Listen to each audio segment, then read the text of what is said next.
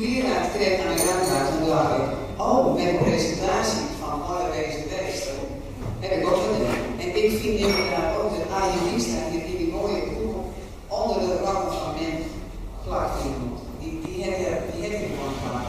En weet ik niet meer ergens. En daarom wil ik nou dit gedicht voordragen van Ayurveda. En Sofie zit op de diek.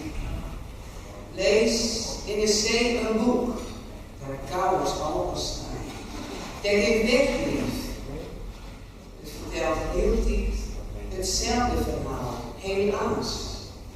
Haast ik die had, wat starig was. Ik voel hoe verzels mijzelf behoor en leer. Zie hoe het vleugels het voorbeeld schrijven, vervossen, vrij, link als de zee zelfs. Maar wel meer als de kopleesdraad. Het blad ziet aan het eind, liefst titeloos leeg.